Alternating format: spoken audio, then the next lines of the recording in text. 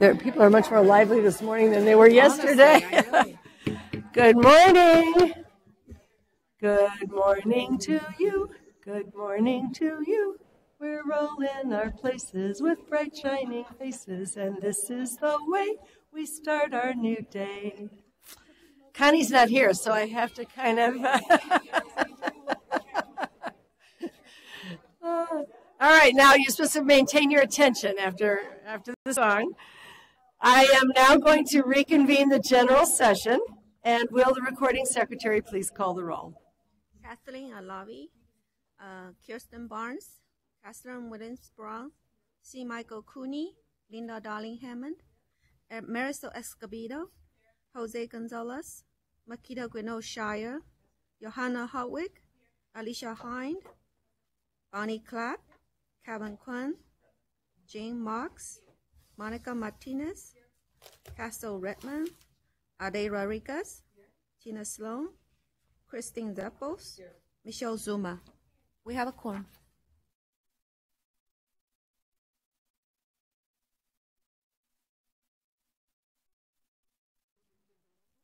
Thank you. Good morning. I'd like to reconvene the Educator Preparation Committee. We have one remaining item this morning. Item 2F is update on the work related to the review and revision of the Pupil Personnel Services Credential Program Standards. The item is being presented by Lynette Roby and Karen Sacramento. This is an information action item. Ms. Roby, will you please begin? Good morning, Commissioners. We're pleased to present this agenda item as an update to the work completed on the revisions of the Pupil Personnel Services Program Standards. Karen Sacramento and I will be providing you information about what has occurred to date. That's the part I'll be doing. And she'll be telling you about the current status of the work that's been done.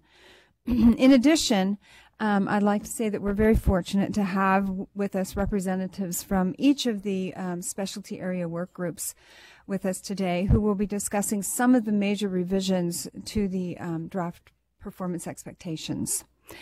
We have Shira Minton, who is assistant professor at California State University Northridge, and she's representing the school counseling work group. We have Steve Hayden, clinical professor in the School of Social Work at the University of Southern California, and he will be representing the school social work work group. And then finally, we have Brent Duncan, emeritus professor of psychology at Humboldt State University, and he'll be representing the school psychology work group. To begin, I'd like to give you a little bit of a background. The PPS standards, which were adopted in October of 2000, currently include 16 standards that go across each of the specialty areas, school psychology, school counseling, and school social work. But in addition to those 16, as you can see on the table on page 1 of the item, there are a number of standards that are specific to each of the specialty areas. So that makes the total of the standards for the school counseling 32 standards. For school psychology, 27, and social work has 25 total standards. And then additionally, there are 8 standards for the child welfare and attendance authorization, which can be earned only if candidates first hold or are concurrently earning one of the there's 3 specialization credentials. So given this, there was definitely a need to update, streamline, and strengthen all of the PPS standards. That said, the focus of the work group has been to update the standards to reflect the realities in schools today, along with all of the additional responsibilities not existing when the current standards were first adopted 20 years ago. Also, there was a focus on aligning the standards with the national standards while at the same time ensuring the needs of students in California and ensuring that those needs are being met. The work group also refocused the PPS standards are also focusing the PPS standards and the performance expectations to mirror recent standard development, such as that has occurred with the preliminary multiple subject and single subject standards, by separating the requirements of the program to be program standards and the specifics of what candidates need to know and be able to do as performance expectations. So that's the separation. To date, the work group has been addressing these goals during meetings that have occurred 4 times. They're 2-day meetings. We've had one in October of 2017, another one in January, March, and then one in June of 2018. So they've been meeting regularly. Karen Sacramento, I'm going to turn it over to her now, and she will present the current status of the PPS work groups. Good morning. So the PPS work group, as Lynette said, has continued to meet throughout 2018, since our last item to you, to revise and streamline the PPS standards. In March, they focused on continuing to review the current set of program standards, the national professional standards, and current day issues impacting the field. And then from here, the group really narrowed down and considered what areas are in the realm of program standards, what are candidate level performance expectations, and then the group drafted performance expectations for each of the 3 specialty areas. Then between March and mid-May, the groups communicated remotely to review and provide feedback across each of the specialty areas on the draft performance expectations. And then from here, the draft performance expectations field survey opened for input. Then the PPS group met again in June and reviewed and incorporated all of the performance expectation field survey input. The school counseling and school social work performance expectation surveys were reopened and remain open with these revisions. School psychology received a very large number of survey feedback. So upon incorporating that, it did not feel that reopening the performance expectation survey was necessary. At this meeting, the June meeting, they also finalized the draft to date of each of the specialty area program standards. So they did that work as well, and then a stakeholder standard survey opened in July and will remain open until the beginning of September. So there are the two surveys open, or 2 sets of surveys open at this time. The work group's next meeting is in mid-September, and at this time they will consider the survey feedback to finalize the draft performance expectation and the standards. They will review and revise the PPS preconditions, and they will work on a common comprehensive statement across all of the PPS specialty areas. Additional ongoing work for the PPS group are the areas of postgraduate hours and degrees and how this aligns to the PPS credential work, the factors around the PPS field work and intern experience, and then further examination of the area of child welfare and attendance. So that's work to continue. And then these topics will be brought forward in a future PPS agenda item to you. So at this time, I will turn it over to the work group representatives for a summary of the proposed changes in each of the PPS specialty area standards and performance expectations. So Steve Hayden will begin. Good morning, everyone.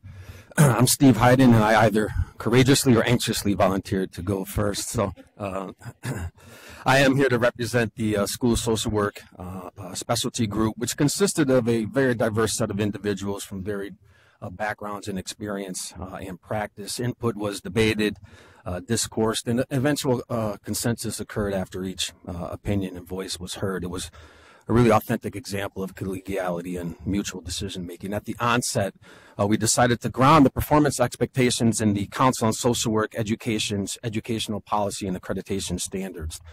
The Council on Social Work is the accrediting body for all MSW programs, and given that all school social work PPSC programs are embedded in MSW course curricula and practicum, we seemed like this was a logical platform upon which to kind of unpack and include the specialized discipline of school social work. So I'm going to highlight just a couple of different standards, and then I'll highlight some of the performance expectations that we feel these are substantive changes that we wanted to share with you.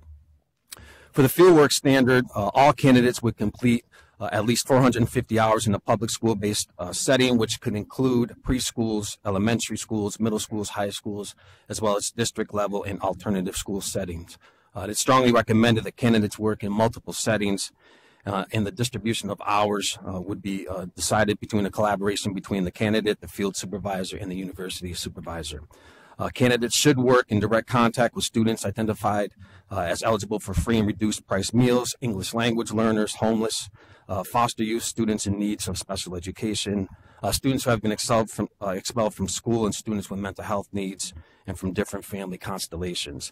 The direct contact with students and families should be sufficient to demonstrate competency in the school social work performance expectations.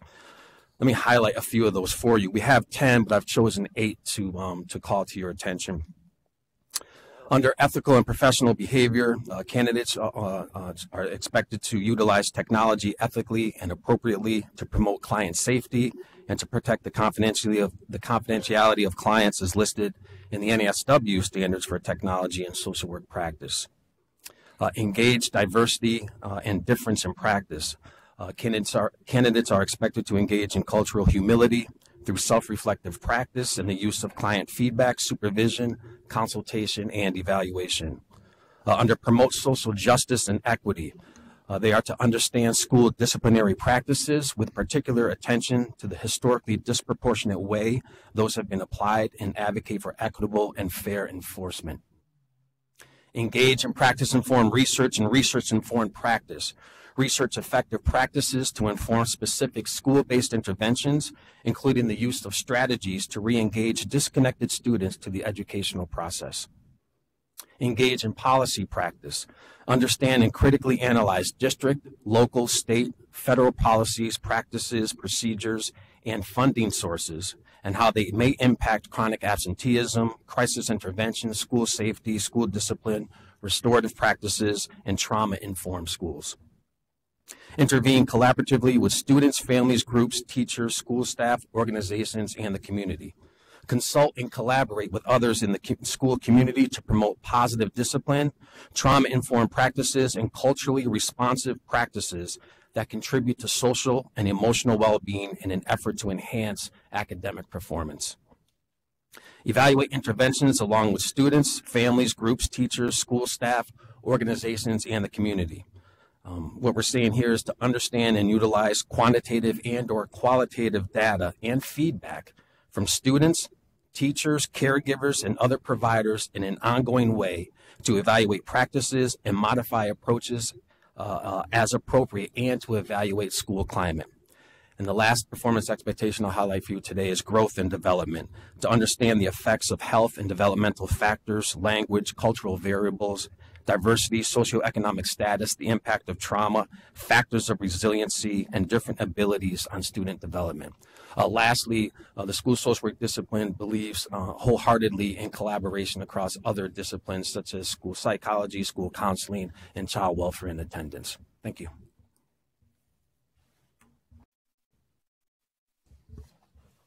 Hi, I'm Brent Duncan. I am theoretically retired, but I have been doing credential work for the California Association and the National Association for a long time, and I couldn't let this go, this opportunity. So I want to thank you for the opportunity to be able to do this. This is really important work.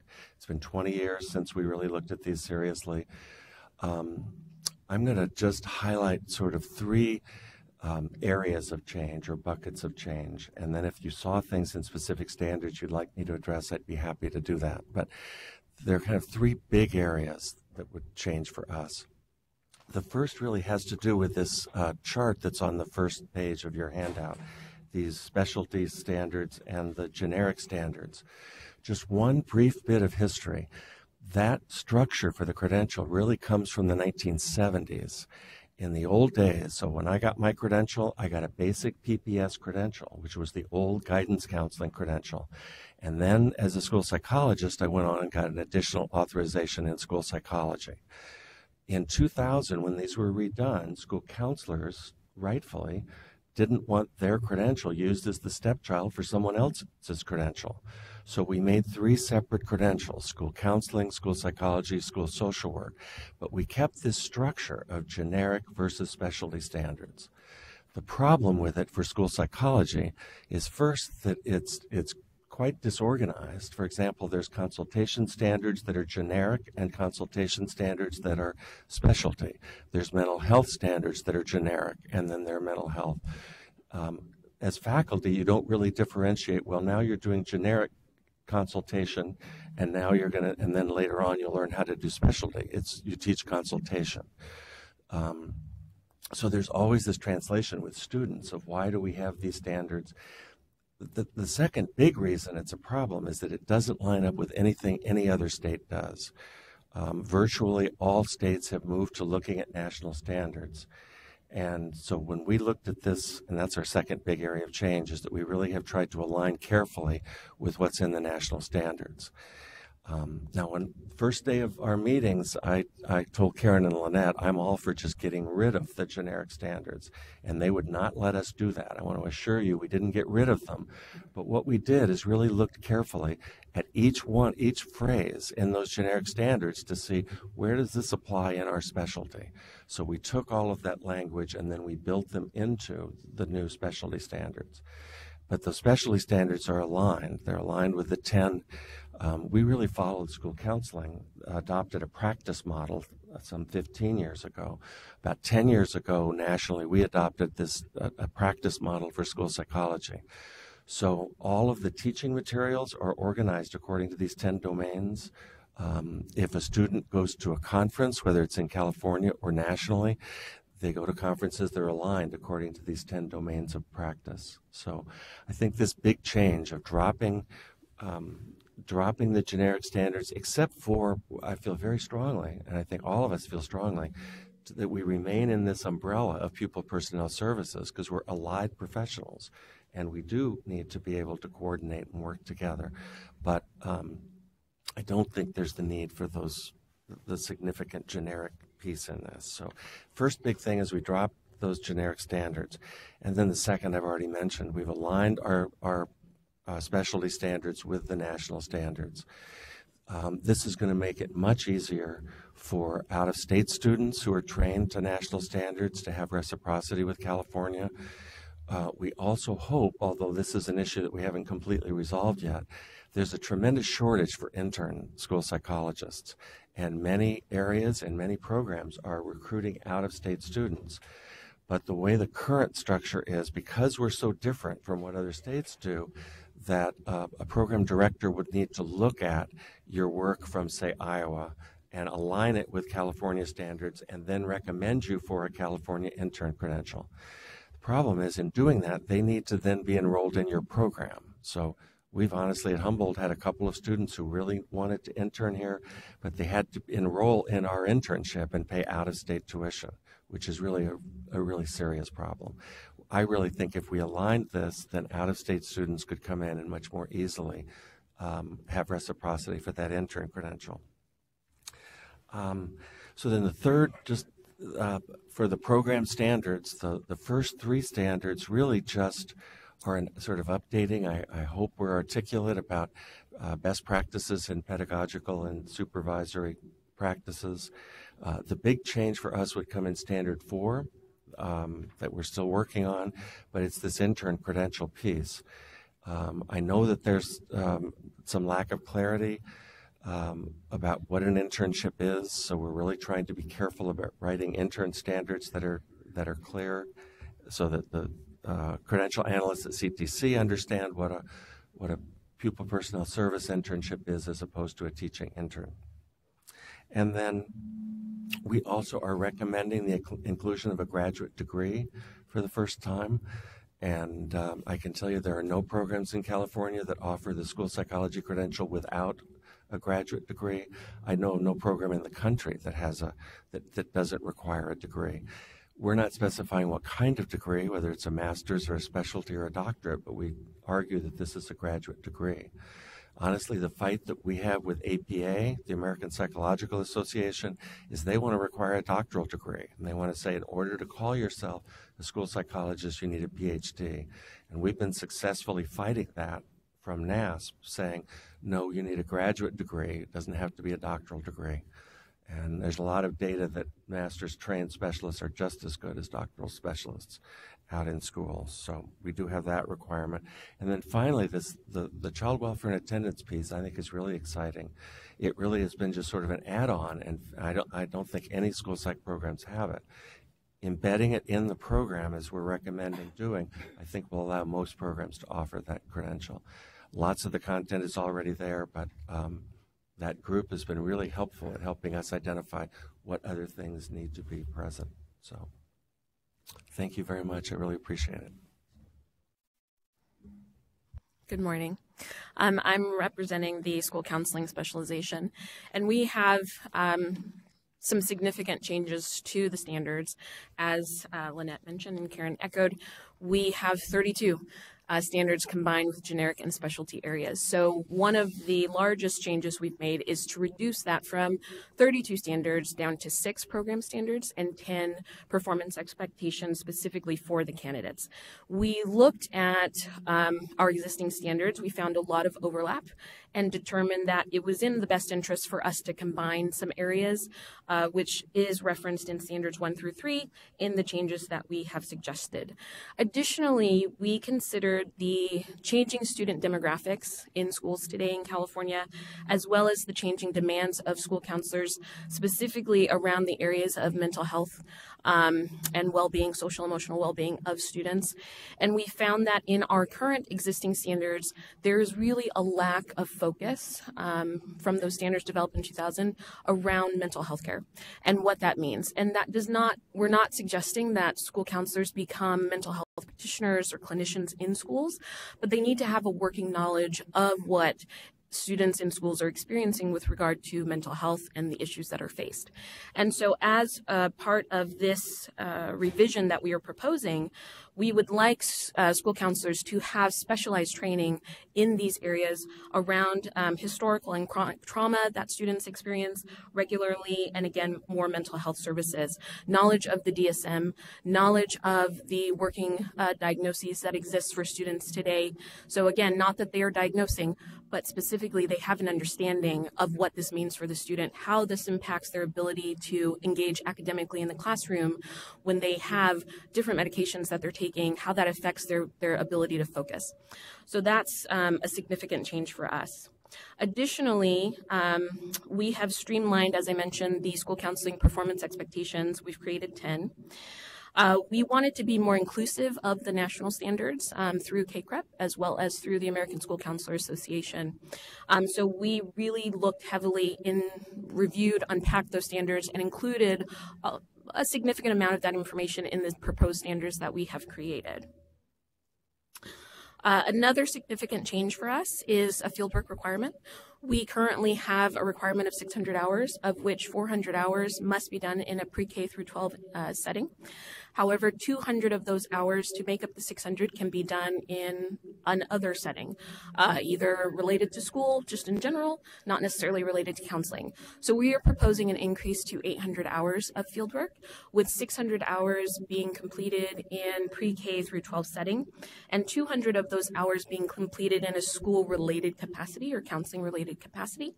Additionally, of those 200 hours with the child welfare and attendance specialization or authorization, a candidate could complete 150 hours toward the CWA and count those toward those 200 other hours. So still a total of 800. Another significant change for us with regard to the 800 hours is the inclusion of 100 hours of specific fieldwork related to the core or key areas of school counseling, which include academic development, college and career readiness, as well as social emotional well-being and development. So candidates would need to complete 100 hours in academic development, 100 hours in college and career readiness development, and 100 hours in social emotional well-being development with students. Those are all incorporated within that 800 hours, but that has not been specified previously. So you could have counselors who did all 600 of their hours, specifically focusing on academic development, did not touch social emotional, did not touch college and career readiness. And so because, as I mentioned, the diversification of students in schools today, we really need to ensure that our counselors are more well-rounded and have specialized training in those areas. Additionally, excuse me, we are recommending broader definitions of working with students from diverse backgrounds. There's currently a requirement for 150 hours of experience within the total 600 hours. So we would like to keep the 150 hours requirement, but we are specifically focusing on students from socioeconomic disadvantaged populations, English learners, homeless youth, foster youth, students with disabilities, and so forth, students with 504s, special education services, sexual minority youth. So all of those encompassed within those diverse backgrounds. So taking it more so out of the frame of just culture and recognizing that diversity is a much broader topic. So that's a focus for us. Additionally, as I referenced, we have the 10 performance expectations. I'll just highlight a few of those. There are 3 specific performance expectations of candidates that address academic development, social emotional well-being and development, and college and career readiness development. And again, that is to connect those 100 hours that we are requiring in each of those areas with the specific content that students are required to display or demonstrate or engage in during their fieldwork experience. So each of those 3 performance expectations do provide specific tasks of engagement that the candidate is responsible for throughout their education, not just what the program will provide, but we really want our candidates to have a more want them to have more engagement, more connectivity, more ownership of their education so that they come out of their program feeling well trained and well prepared to engage as a school counselor in the work that we do.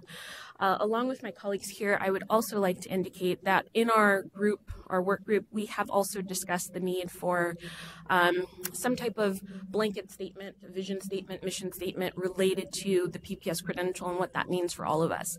Because we do need to recognize we are collaborative, we need to be collaborative, and we need to work together and not be so siloed in our specific respective fields, especially because we are under the PPS umbrella. So that's been a focus for us as well as in our work group, and I think it's something we will be working on in September. So that's a bit about the updates that we have, and of course, if you have questions. Thank you very much for your presentation and your time that you've devoted to this. We do have a couple of public comments, and the first is Brad Strong. If you could please come up, state your name and affiliation. There's a seat right over here on the side. Thank you.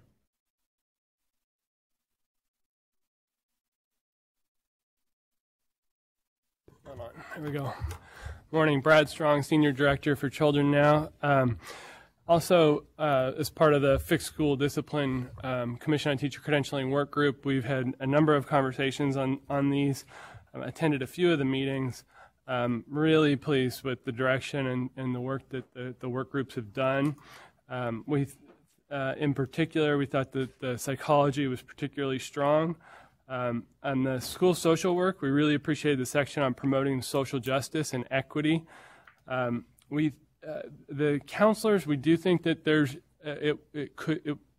some areas that did seem a bit thin in kind of the school climate, student engagement, maybe even some of the social emotional. We recognize that the counselors are more academic, but in the new world with the whole child and social emotional learning, that those are critical, and we do think that there are some areas where it can be strengthened. The work group will put together some line item recommendations in the next 2 weeks and get that in writing.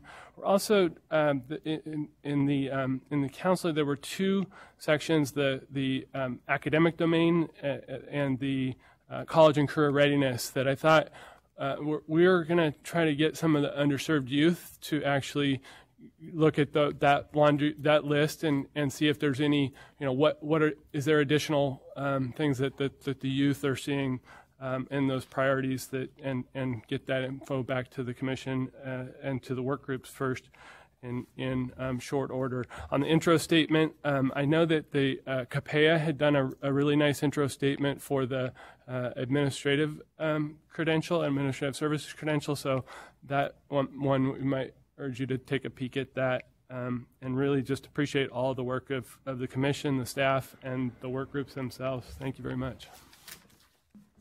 Thank you. Our next comment, Richard Cohen.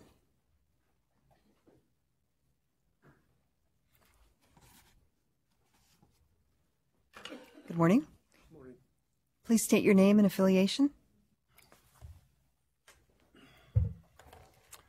My name is Richard Cohen, and I'm the senior trainer for Restorative Schools Vision Project, and I'm also representing the work group from the Fixed School Discipline Like Brad group, which we've worked very closely with for the last number of years. And first of all, I want to compliment the commission and the working group that worked on these new standards and expectations. I think you've recognized very clearly, as in the administrative and teacher expectations and standards, that we're now dealing with the whole child. We're not just dealing with cognitive learning anymore. Even when you talk about academics, we see academics as differently. Academics include social emotional learning. They include a lot more than just cognitive learning. And so I think that comes through very clearly here, and compliment you for doing it so comprehensively. And also listening to the summaries, I noticed that there's good recognition of restorative justice practices, which of course is our bias, since that's what we advocate, but we see it actually as a big tent. So our experience in actually being in schools, I'm also a substitute teacher, so I'm in schools practicing this. Our experience has been that teachers do not like the silo approach to practices. Like, this is the one that comes along this year, this is the one that comes along next year, et cetera, et cetera. They would prefer one type of approach, one unified approach that includes a number of practices. In fact, social emotional learning, which has always been a big part of our program, it requires practices. It's a good theory, great theory, but you can't implement it without practices. And so the same with trauma and cultural biases, et cetera, cultural competency and traumas. So we have included them all, and we think, and we compliment the commission for the recognition of that, certainly the social workers' expectations. We saw it clearly there, less in the counselors and a wee bit less in the psychologists. We would like to see less siloed approach here as well of these three groups. So where one group talks more specifically, and I know you had the discussion about generics versus specialty. This is a little different aspect of it that I'm addressing now. We would like to see all of these expectations and standards a little bit more uniform. So it's okay to mention restorative justice. It's okay to mention trauma-informed practice. It's okay to mention cultural competency. All of these are important. And for teachers, young teachers coming along, if you talk too generally, about classroom management, well, what does that mean? In fact, we all know that that's why most young teachers drop out, because they can't handle it and they haven't had the training in classroom management that they really need. And so that's why we advocate a paradigm shift here, a movement away from punishment and suspensions and movement towards more understanding, more asking what's really going on and helping students take responsibility for their mistakes, not out of fear, or rewards, as a matter of fact, either way, but out of the knowledge and understanding that this is the right thing to do. And this is the paradigm shift that I think education is, and I think is recognized by this commission, is where we're moving towards. But old practices are deep, and so it's not that easy, and that's been our experience going one school at a time. So, I think that's basically what I have to say, and I appreciate, again, the efforts that are being made here. I think we, as a state, there was talk about aligning standards with national standards. I think we can do more, actually. I think we can actually become the leaders in this area and set the standards for the national standards for all education and help shift that paradigm. So thank you very much. Thank you. The public comment period for this item is now closed. Commissioners, do you have any comments or questions? Commissioner Zeppa? Great. Well, first, compliments for the wonderful work that's been done. I know folks that have been on the work groups and are so pleased with the direction that it's going. One specific question in relation to the school counseling program standards is, in looking at standard 2 and 3, and again, this is not my area of expertise, but this was feedback from the field. It seems that those two might be able to be encompassed in standard 4, and so maybe you can provide some background or rationale as to why those two were articulated in the way they are. For school counseling. 2 and 3. So we looked at, as I mentioned, that overlap that we had between our generic and our specialty standards previously. And for standard 4, that is what the candidates are doing versus standards 2 and 3, which are what the program is going to provide. So we really felt that the program needed to provide specific guidance along the areas of equity, access, diversity, advocacy, social justice, global citizenship, as well as the development of academic, college and career, and social, emotional, and comprehensive school counseling program services. And so the program is responsible to give that education, to give really guidance and leadership in that area, coursework, so on and so forth. And there are things that the student is responsible to demonstrate or articulate through their fieldwork engagement and experiences. And that's how we separated the performance expectations from the program standards specifically. But that was our thinking with regard to that. And I can say specifically for program standard 3, which is a very long paragraph of information, because there are, I would say all of the folks on the work group, myself included, we're very passionate about this area. And so we were very hesitant to remove anything, right? It was collaborative, it was mutual collegiality of ideas coming together, but we really wanted to ensure that there was an emphasis on this area specifically. And that's why this standard is so very broad and so very large, because the populations we work with in California are so very diverse and so very different that we wanted to ensure we were capturing as much as possible with the potential diversity experiences that candidates might have in schools. So that's why we separated those two. Can I ask a follow-up? Mm-hmm. So, and I know Terry Colpin well, so I know that the passion behind this as well. So, if this is so important in school counseling, then why would it not be also necessary in psych and social work? I can't speak to that. I believe it is, just in my conversation with colleagues. But I know, speaking for school counselors, having been a school counselor, because you are working with those students, and and I know you all know the statistics, but you see the students who are doing poorly, you might see the students who are doing very, very well. You often don't see the students in the middle or you see the students in the middle, but not the other two groups. Sorry. I was on the 5:10 flight this morning up here. So apologies, the brain is not firing on all cylinders. But you see that group of people, and you really want to ensure that you are giving your best, doing your best work. You're advocating, you're understanding the different experiences, like what's happening at home, how that comes into the school. And so there was, as we were having this conversation, this was actually the standard we spent the least amount of time on, because we were all like, yeah, that needs to be in there because of those reasons. So that's I can speak for that, but I can't speak for the other two programs. Well, one thing I'll say, I think this move to program standards and then performance expectations is really positive. It took us a while to understand it. They presented it several times. I was sitting in that corner, and there was a diagram, I think Karen drew, that all of a sudden it made sense to me. But so when we approached this, we really tried to take the program standards, and it was just, what does the program need to do? So that content that would be in that standard, we would have in our performance expectations, so under diversity or mental health. Honestly, in reading over ours a little bit last night, I think we are light on the some of the social justice aspects, and I think we could build those up. And we have had this out to the field, and I think we've gotten some feedback. So but we would beef it up in the performance expectations, not what the program does, but what the student has to do.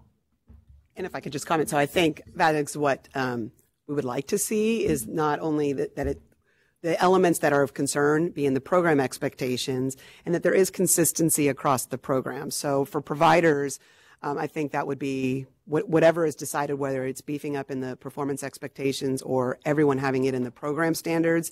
It would seem important to have that consistency across those three areas, because we agree it's something that we need to very, very much focus on. But with having it highlighted in one and not the other two, presents some problems for programs and completers. Commissioners, any other comments? Commissioner Brown?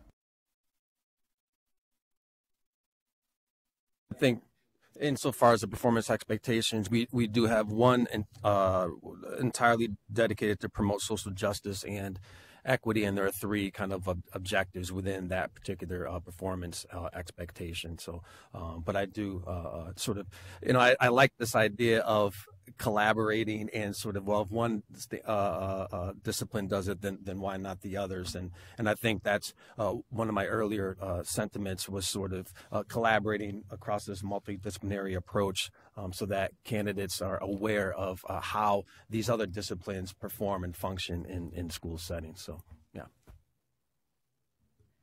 Great. I wanted you to have your turn on that one too.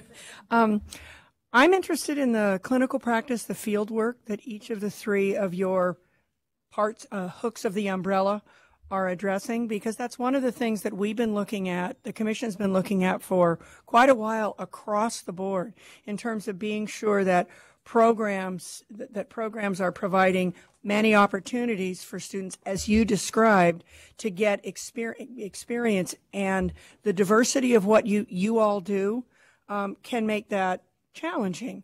And as I heard, the school counseling is moving, is expanding wants to expand its requirement.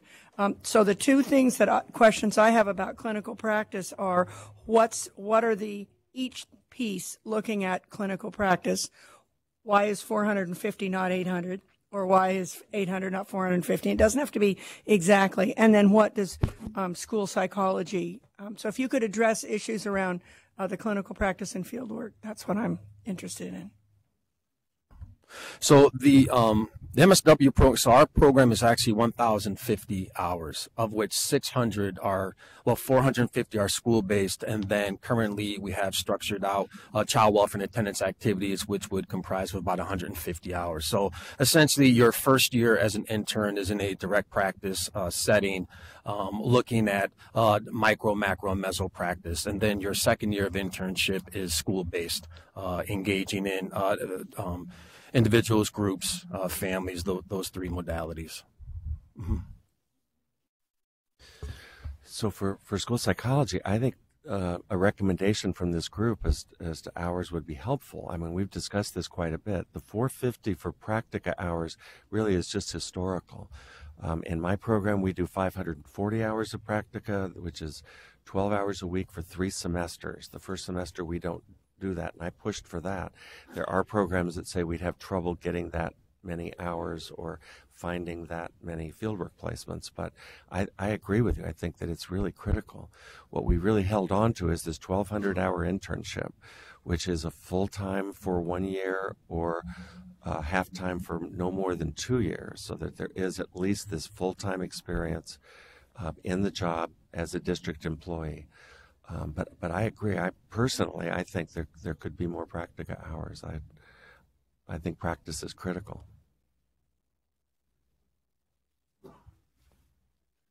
And then for school counseling, we feel like it was necessary, as we looked at the growing list of performance expectations with this revision.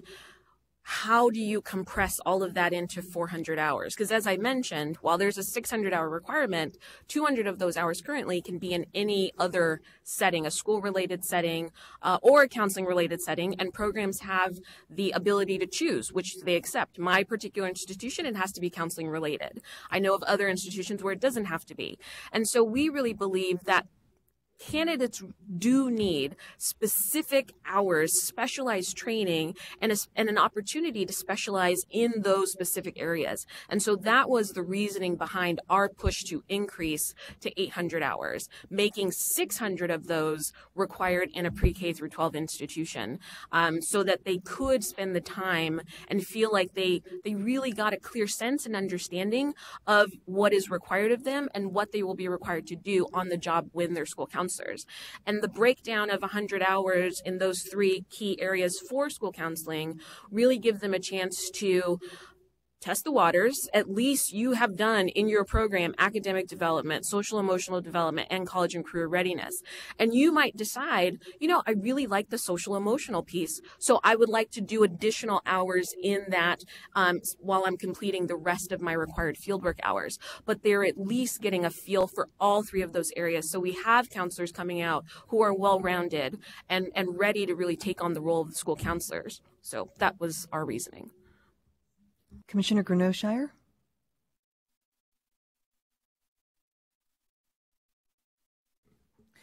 Good morning. What are the national norms in terms of fieldwork hours? What are the professional organizations recommending? You may have included that and I missed that. For social work, it's 900. For school psychology, that is the problem. There's a 1,200-hour internship, and then practica has no specified hours. So people in different programs do it differently. Like if you're taking an assessment class, you may go out and do practice assessment with children, but it's not in a practica setting. So there is no national standard. And for school counseling, it's 700, including the practicum. Commissioner Klatt, and then Commissioner Darlene Hammond, then Commissioner De La Torre Escobedo. First of all, I just want to thank staff and the work group and our presenters today for this work. It's very your presentations were very informative, and it's exciting what you're doing. I think we all know that it's such a team on any school site that it exists to support students. But I think if I had to choose one litmus test of what it is like at a particular school, it would probably be the counseling staff and the school support staff. It's so vitally important. And it's also, I think the work that you all do is often unrecognized and not always given the attention and just the recognition and appreciation that it deserves.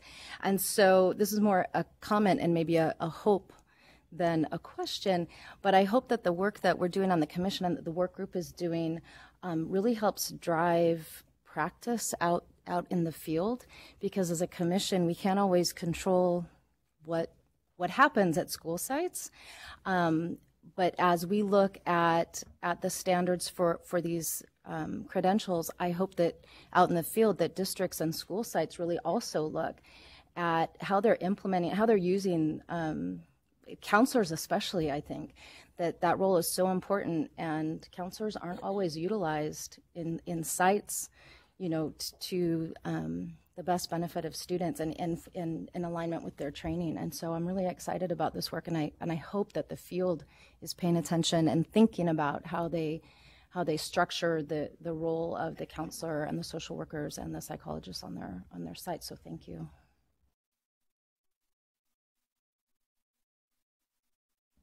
Well, I would echo the appreciation for the deep dive you've taken and really helping us understand. And I was whispering to Mary how nice it was to have you all here at the same time, deepening our understanding of each individually and across the 3.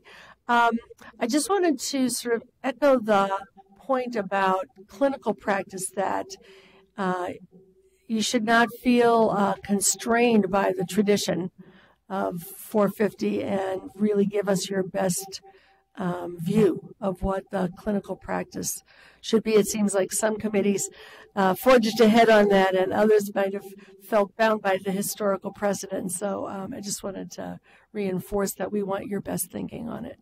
Thank you. So again, another big thank you to staff and to the work groups. Several things. The first thing, it was great to see the role of all 3 areas in the multi-tiered systems of support. That just made me so happy to see the language in there embedded within the standards. Another thing, specifically within the counseling standards under social emotional development, there are a lot of areas that are highlighted where these positions work with students of diverse backgrounds, and student demographics and student groups are, highlighted, just in terms of LGBTQ, students who are pregnant and whatnot. But I would also, and maybe I'm getting too nitpicky here, but I would emphasize that you add immigration and students who are undocumented.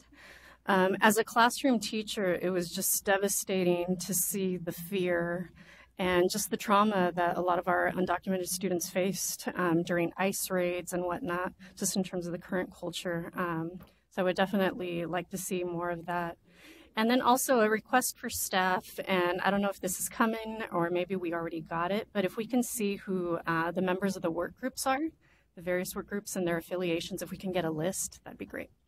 So, and again, thank you. Thank you. Commissioners, any other comments? No? Okay, very well. This is an information action item, so please summarize or let's see. Do we have a motion by a commissioner? I was reading the italics. A motion to continue direction?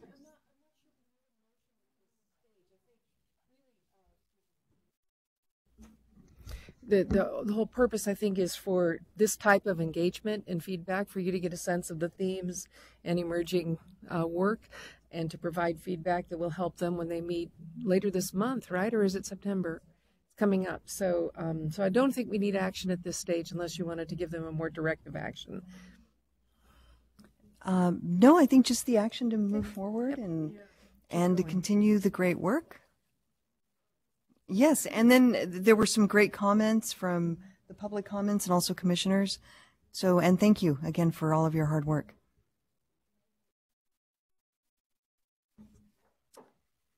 All right. I believe this, thank you, Dr. Heisen, Dr. Minton, and Dr. Duncan, and to our staff, Ms. Roby and Ms. Sacramento. Having no additional items, I adjourn the Educator Preparation Committee. Next is the Professional Practices Committee, and Commissioner Cooney, will you please convene the committee?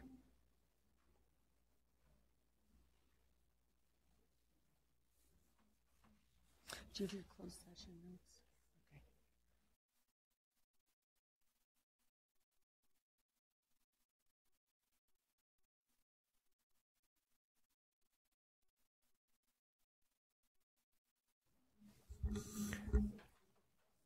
Good morning, everyone.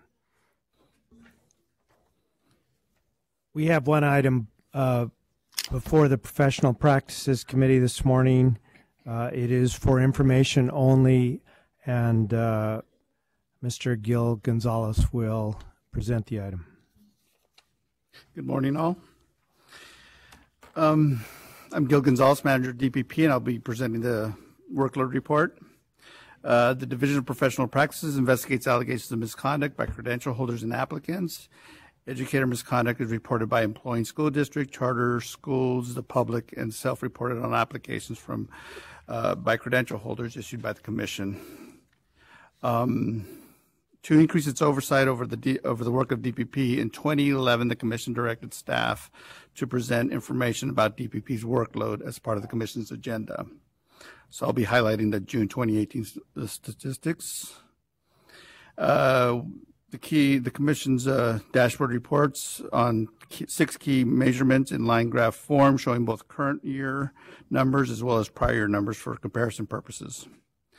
The total cases are the number of open cases within DPP, including cases in the intake unit, before the Committee of Credentials, pending before the Commission, and pending an administrative hearing.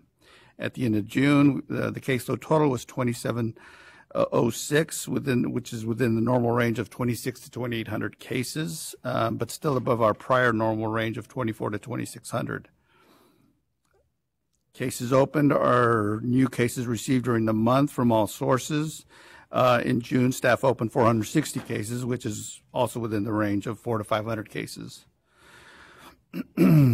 As can be seen in the initial review cases and the former review cases, the committee continues to effectively handle a larger number of cases under consideration. We're currently handling approximately 100 LOIs per month. Cases closed is the number of matters closed during the commission in June by commission action, committee action, or closed by staff.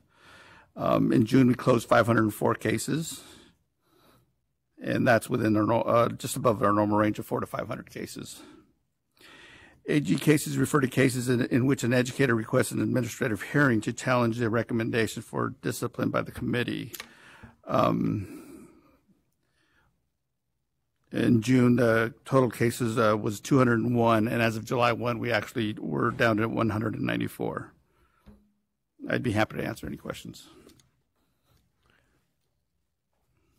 Mr. Gonzalez spends a lot of time and effort to put together these numbers for our presentation, but I think in terms of looking at trends, we can compare with June of 2017 and see that the numbers have improved significantly over that period of time. So that's a general observation. I want to ask if there are any members of the public that wanted to comment on the report. I don't have any comment cards, so I'll assume not unless somebody comes forward. But commissioners, any questions or comments? Thank you very much for these interesting statistics. I just had a question about the AG cases because they seem to be materially fewer this year than last year. Right. Is there some reason for that? Or? Well, we had somewhat of a backlog at the AG's office, and we were, I think, at one point up to 306 cases.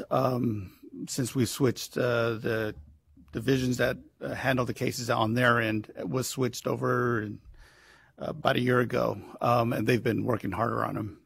So, been a significant change.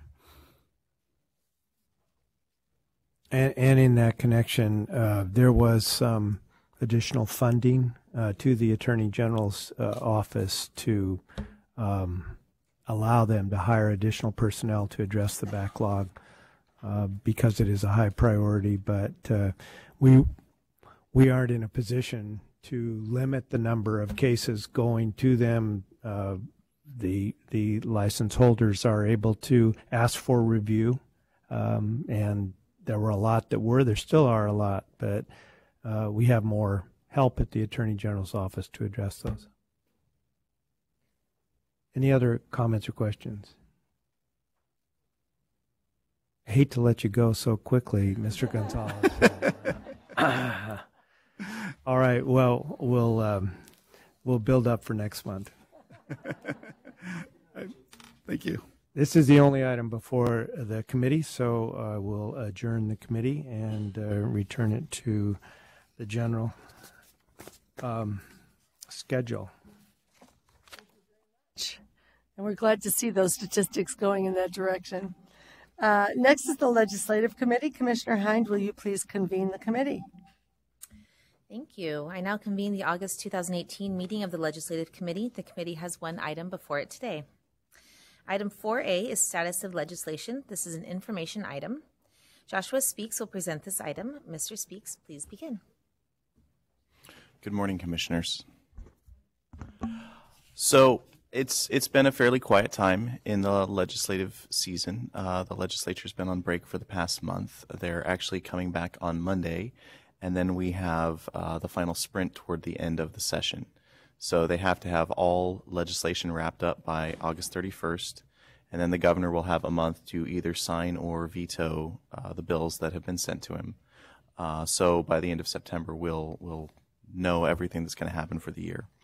So my update is going to be fairly brief and fairly quiet today because, as I said, for about half the time since we last met, they've been on vacation. I just wanted to update you on our sponsored bill, SB 1383, which is the bill that impacts the function of the Committee of Credentials. I believe we discussed this at our last meeting, but the amendments hadn't actually gone into print yet. The amendments removing the provision that would have expanded committee membership from 7 to 9 has now been removed. Other than that, the bill concept remains the same as when we first introduced it to you, and that seems to be humming along smoothly. So it is in Assembly Appropriations right now and should be moving pretty quickly from this point on. As far as other legislation of interest, wanted to address AB 2186 by Assemblymember Thurman. We've discussed that a few times. That would be, it would create a STEM grant program. Now, the bill doesn't have any funding in it. So the way that it works is this bill would just create the framework in statute for that grant funding program, and then that framework would sit there until the legislature in a future year allocates funding for it. And that bill has just been amended. One of the concerns that people have seen in past grant programs where there's a service requirement is that sometimes people aren't able to fulfill that service requirement for reasons that go beyond their control.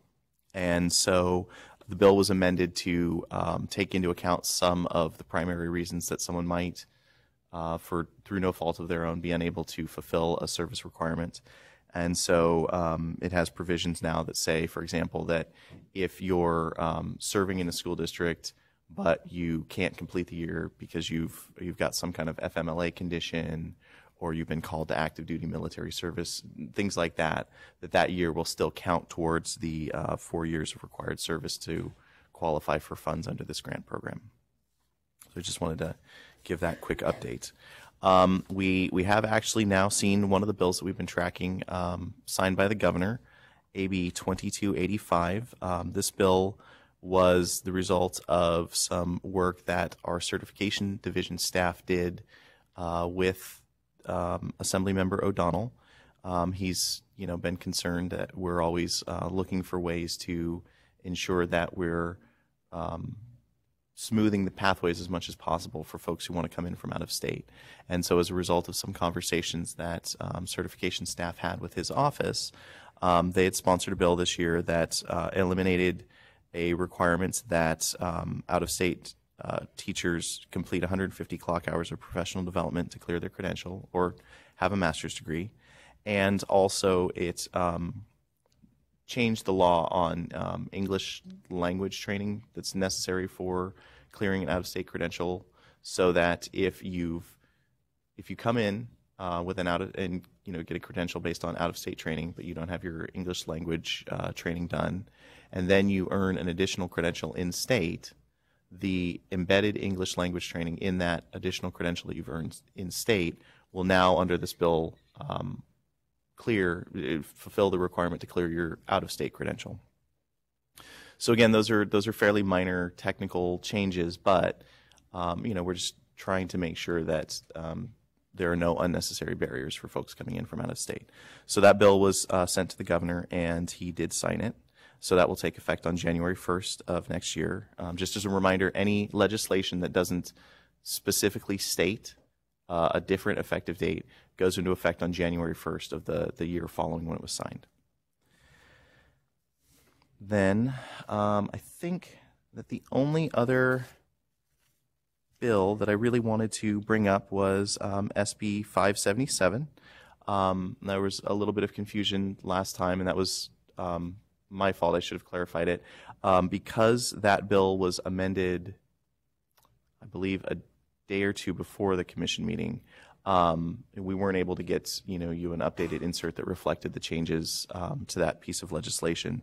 If you'll recall, this was originally a bill that would have allowed community college districts to set up their own teacher credentialing programs with certain limits, and they had to be in areas where the community was not being otherwise served.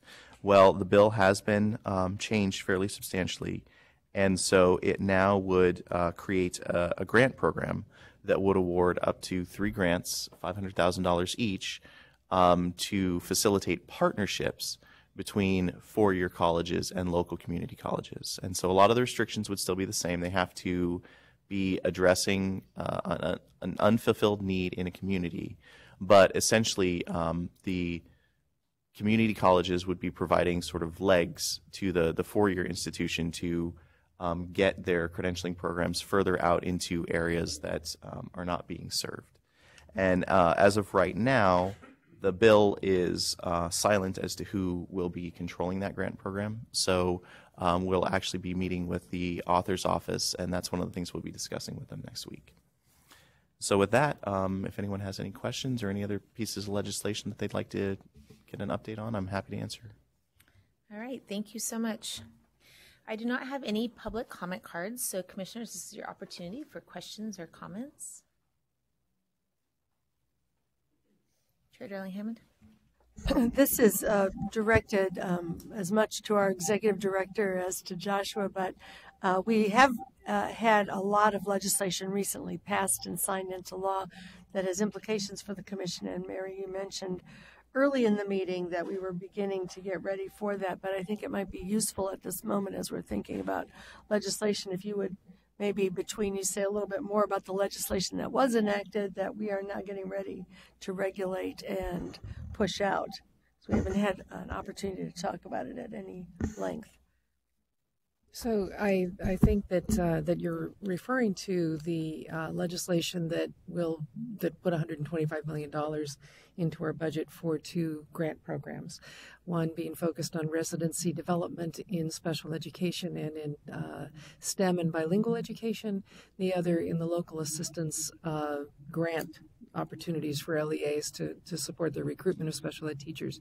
So yes, we have we've been working on conceptualizing RFPs for those pieces of work, on defining residencies. I don't know, Terry, whether you want to join me at the table and talk at all about what the COA has done, and you should take that under consideration. But our committee on accreditation has been working on kind of researching what is the strong definition of residencies that will define and be definitional really for how we put funding into the field. The requirements of the for residencies are that all of these funds will go to LEAs, meaning local school districts. But for the residency portion, the LEA will be required to have a partnership with an approved, an accredited teacher preparation program.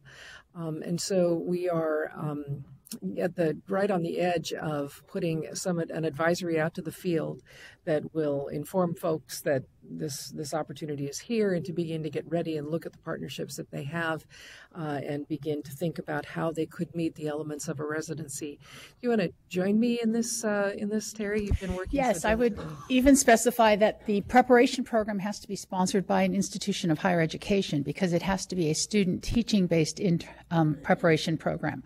And local education agencies only can sponsor intern programs. So these LEAs are going to need to have a true, authentic partnership with their neighboring or some institution of higher education that's approved to offer either the special education, the science, the mathematics, or the bilingual preparation program. And because we know this is new, there have been some great efforts in the state in teacher residencies. We're really working on how do we help build the capacity so that the LEAs that submit proposals are submitting strong, robust proposals that will lead to really well-prepared teachers. So that's work we're working on. The Local Solutions Grant, the other $50 million, which is limited only to special education, that RFP will be out sooner. It is about how does a local school district, county office, or consortia of school districts together, how do they solve their shortage problem for special education teachers? And one of our biggest concerns there is to make sure that it doesn't become a poaching situation, that you're not taking a fully prepared special education teacher who was already employed in a different LEA and just moving them to your LEA, because otherwise then it becomes those who have the grants have some money and those who don't. So we're really looking, how do we get people maybe through those integrated undergraduate prep programs, those 4-year programs that have been set up from a couple years ago in the budget? How do we get people to they're ready to do their 5th year, to do their preparation program? How do they get some help with loan repayment or their tuition, so that we really are getting additional special education teachers into our cohort in the state, rather than just moving the pieces on the chessboard and still having really underprepared people out there working with our students? So, thank you. And so, adding to that, we've been asked questions about what constitutes a residency, and we are defining it as a full year of placement of a resident in a classroom or in the practice of a teacher who's got the credential in special education or in STEM or bilingual education. So there are very rich clinically based programs out there. In fact, we've visited some that the CSU is offering and such, and while they may have many more hours of clinical experience than a typical student teacher program, this placement of the resident in the classroom or in the practice of a specialist or a teacher who holds that credential is a key definitional difference for residencies, and so that's going to be a very important thing for us to think about. We've been, as we were talking with the administration and the legislature about this early on, one of our concerns in special education is that we're deep in emergency permit territory in terms of the teachers who are working in special education. We have large numbers of them who would qualify to have a resident because they don't have the credential. And so we are very interested in how we can build the capacity of kind of within the state of classrooms. And when I say classroom or practice, it's when I think about special education, I think about, they don't always serve in one single classroom. They serve within multiple contexts, and placing an intern with a special education teacher in that context could mean multiple different kinds of settings throughout the day, the week, the month, or even across schools and districts.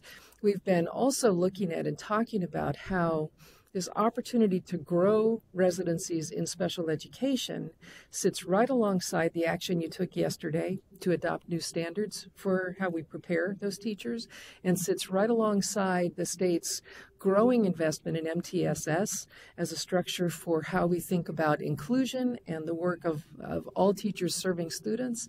And really looking forward to how we can braid those three initiatives together as one way of thinking about putting residencies in special education out there. So we asked for, and the legislature and the administration were supportive of getting a 5-year window of time for the commission to get all of these funds spent, so that we aren't just throwing it out the door at half-baked or not quite fully cooked residency style programs, but to provide some time for these programs to develop and emerge and bring the qualified teachers who also part of our definition would require that they be trained into the role of how do you mentor someone who's a resident in your classroom or in your practice. And so these are really quite important qualities of the residency approach that we're planning to take. I'm talking a lot about this in terms of special ed because it presents a new type of opportunity for us in California. I think we may have two, and I'm not completely sure of that number, residency style programs that are focused on special education right now. So this is innovative for us. We have more in the other credential areas that we work within. But this is a tremendous opportunity for us, and our hope is our expectation really is to see what we can do to get RFPs out late summer, in September and October, to get these funds moving.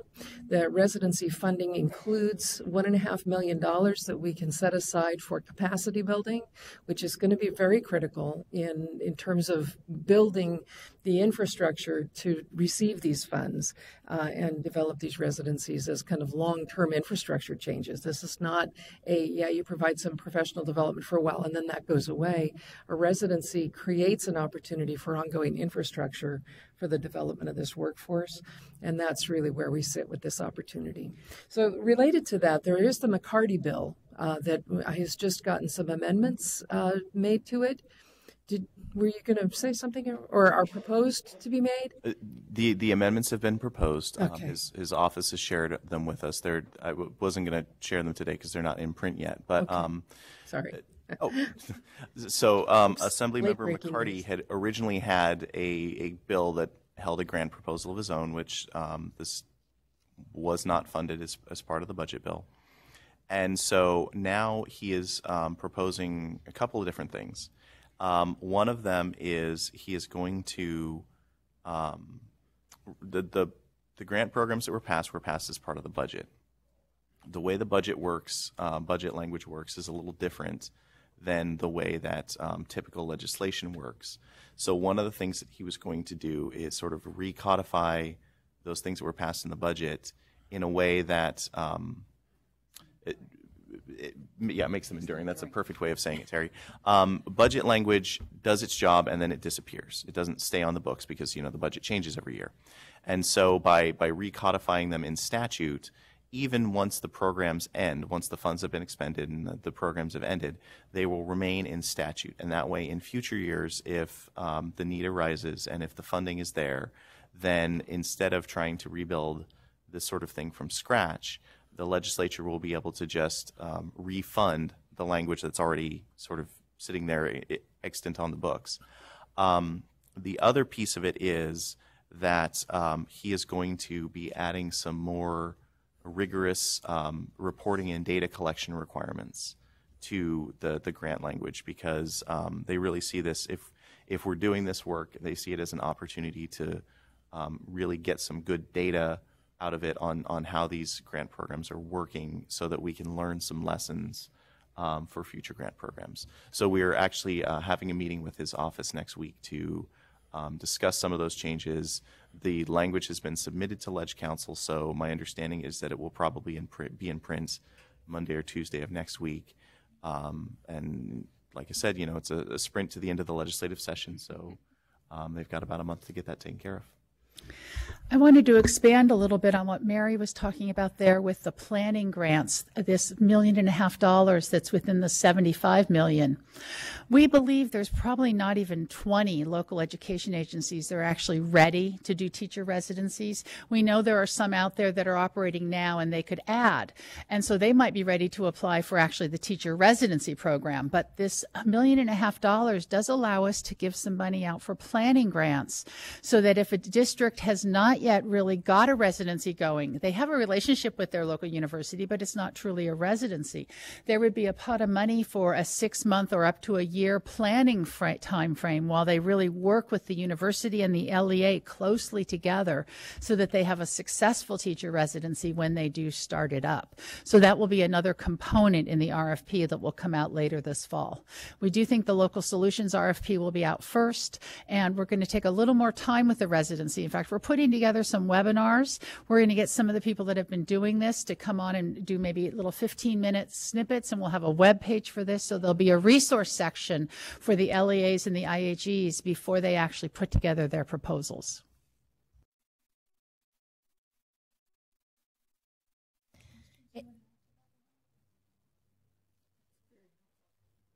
I thought it would be helpful for all of us to be able to hear what happens with all this legislation that we talk about, because we heard about this legislation earlier, and now, of course, things are happening, and we're actually carrying it out and beginning to implement. So invite everybody to ask any questions they might have. Ready residency programs are in the state. Oh, sorry. I'm just wondering where these programs are. They're up and running and ready, or not up and running, but ready to take on the residency program. A couple of the ones that we know of off the top of our head is San Francisco Unified. It has a long-term program with both the University of San Francisco and with Stanford. Bakersfield City Schools has a program going on with CSU Bakersfield. And those are two I can just tell you off the top of my head. I know are residency programs that are out operating and would be ready to maybe expand into special ed if they're not already in special ed, or expand into bilingual. I think science and math is probably part of the area they've already been focusing on. And so we do have a kind of an informal list. We've talked about this before with the commissioners, that we have not historically had a very good understanding of how programs are locally delivered. We know that a single subject math program is approved at an institution, but we don't really know if it's being delivered in what's called a traditional student teaching model, where maybe the person has 2 different placements of maybe 8 to 12 weeks each. Is it a residency model where they're there all year? Is it a residency co-teaching model where they're really based basing it more on the research on co-teaching. So we have a new data system that this year we are collecting for the first time ever, that information on the types of local delivery models. And we're going to have an item for the Committee on Accreditation in November, and we'll be bringing that information to you later. So other than those two, those are kind of the two I can get off the top of my head. I could add to that and just say that there are a number of CSUs that are doing residency models of various kinds, and they're meeting with each other and so on. UCLA has a residency as well.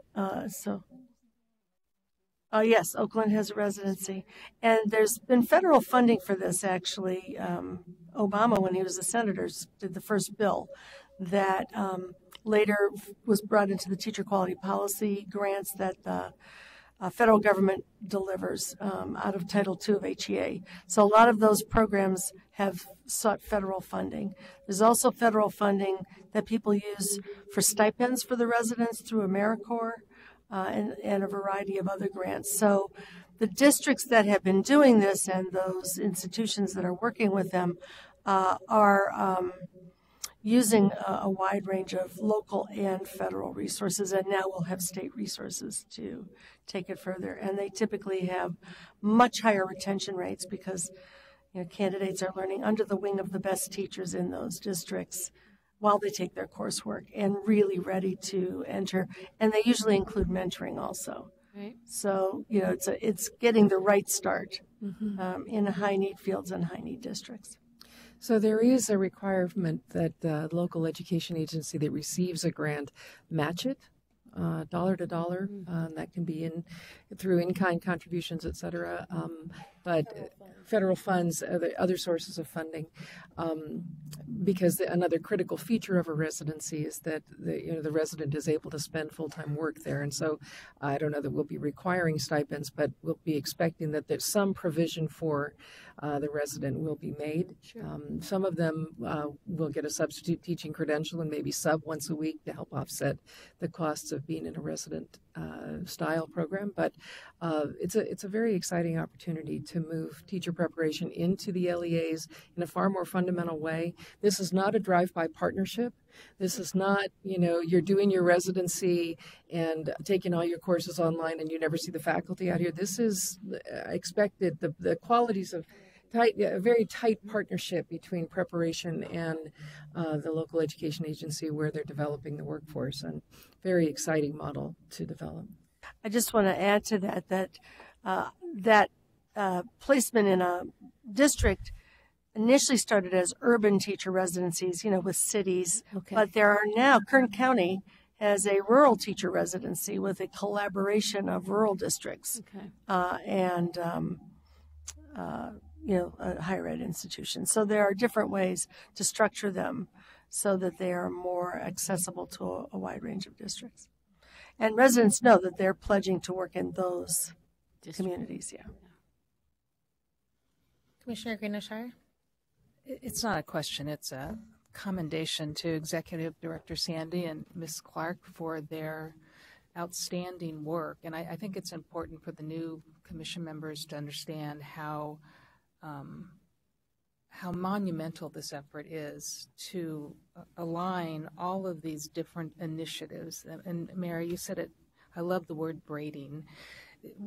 That's what this is attempting to do, to bring in the special ed teacher residencies along with the new standards for ed specialists within an MTSS framework. And to use the analogy about sneezing and catching a cold that Chair Darlene Hammond talked about yesterday, I think we are at the point of developing a new model of teacher residencies for California that is so exciting. So I just want to publicly commend you. Thank you. Great. Anything else, commissioners? All right. This is an information item. No action is needed. Thank you so much. This concludes the business before the Legislative Committee. The committee is now adjourned. And moving right along, I'd like to reconvene the general session and move to agenda item 1H, report of the closed session agenda. And Commissioner Hind will read the closed session report. Thank you. Staff briefed the Commission on the case of Kathleen Carroll v. CTC and Dr. John Doe Educator v. CTC, and no reportable action was taken. The Commission granted the following petitions for reinstatement: Eric Hicks, Robert Vetter. The Commission denied the following petitions for reinstatement: Blake Busan, Nicholas Johnson, Richard Odgaard, Vincent Smith. The Commission rejected the proposed decision in the matter of Emily Ismail and called for the transcript. The Commission adopted the following proposed decisions: Ian Batstone, Ronald Dotson, George Dugal, Michelle Perez, Klain Plumer, Anne Catherine Smith.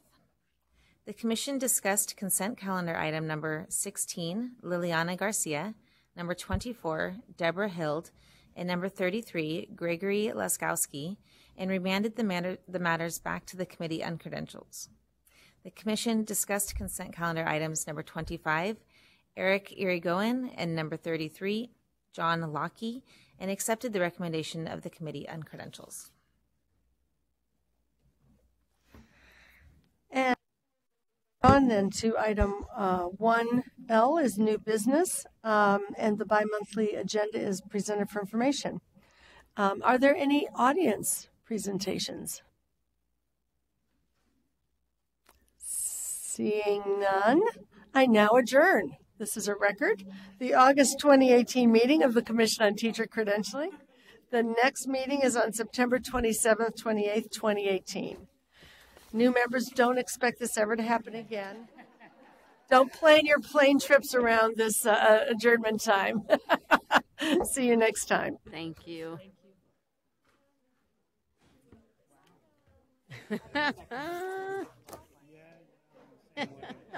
You guys are on best behavior, huh?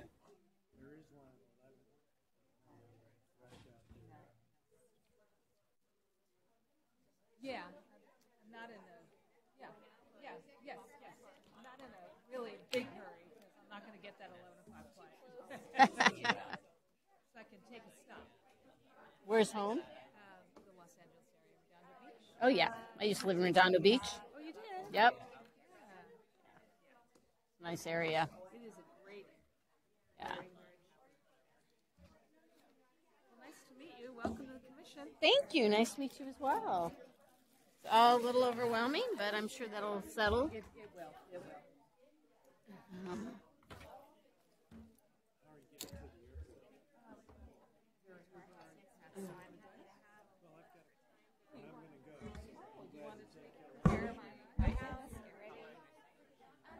For 3 days, but it's one of them is a 3-month-old baby, so there's, all sorts of other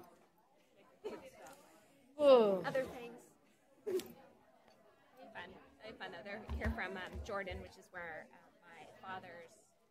my husband's father is from. So. Wow. Yeah, very exciting. Good for you to have time. I'm going to take this.